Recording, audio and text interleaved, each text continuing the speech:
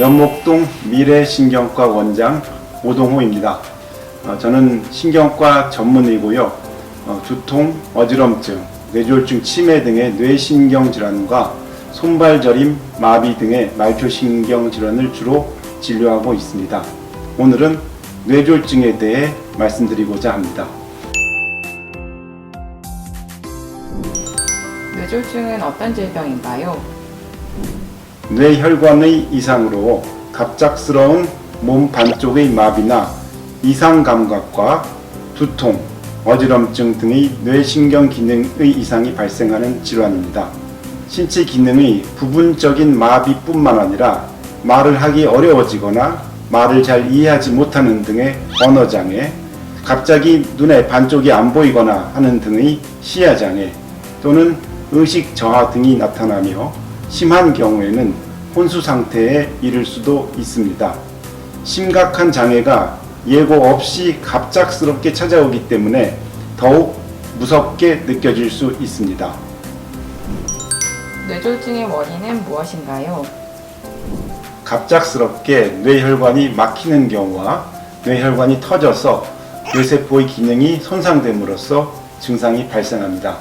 대부분의 경우 고혈압, 당뇨, 고지혈증, 심뇌혈관 질환 등의 기저질환에 의해 발생하기 때문에 미리 대처한다면 상당 부분을 예방할 수 있습니다.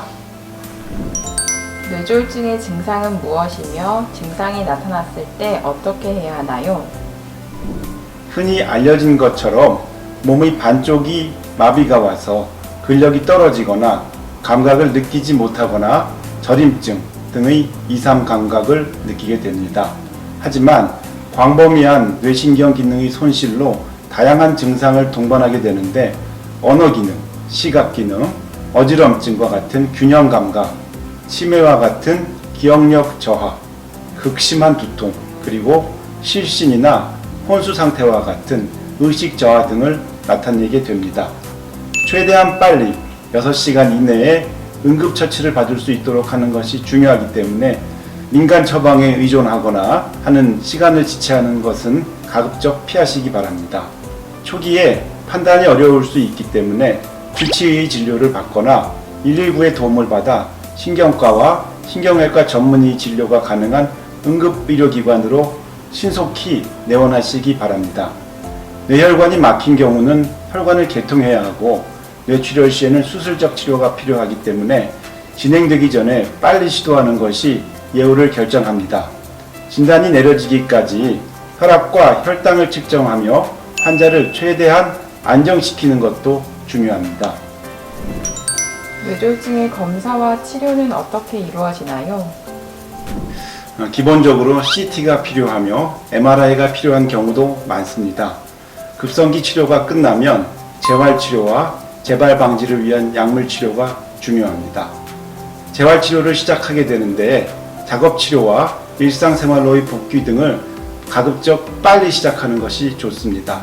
또 한 가지 잊지 말아야 하는 사실은 뇌졸중은 재발하는 경우가 많기 때문에 재발 방지를 위한 약물 치료와 금연, 금주 등의 건강관리를 철저하게 지속하셔야 한다는 것입니다. 뇌졸중의 예방법은 무엇인가요? 뇌졸중은 대부분 원인과 기저질환이 있기 때문에 이를 미리 발견하여 처치하는 것이 중요합니다. 생활 습관상에서 가장 큰 원인들은 흡연, 고위험 음주, 비만, 과도한 스트레스 등입니다. 기저질환으로는 고혈압, 당뇨, 고지혈증, 심혈관 질환이 있기 때문에 정기적인 검진과 질병에 따른 약물 치료를 지속하는 것이 뇌졸중의 예방을 위해서 매우 중요합니다. 예방이 잘 안 되는 이유는 무엇인가요? 중랑구 동네 의원들에서 고혈압, 당뇨들의 건강관리에 대해서 많은 노력을 하고 있습니다만 금연, 금주, 식이요법, 운동요법 같은 것이 말처럼 쉽지는 않습니다. 하지 말라고 하면 오히려 더 스트레스를 받는 경우도 많기 때문에 할 수 있는 것을 더 잘할 수 있도록 용기를 드리는 방법이 좋지 않을까 합니다. 그 중에 하나가 걷기 운동입니다. 처음에는 집 앞에서 30분, 그 다음에는 좀 더 멀리 더 길게 강도를 높여가는 방법이 좋을 것 같습니다. 다행히 중랑구에는 걷기 좋은 길이 참 많습니다. 장미공원, 역사공원, 폭포공원 같은 곳은 참 좋은 곳입니다. 매일같이 꾸준히 건강한 습관을 길러가다 보면 몸에 안 좋은 습관도 없어질 것입니다.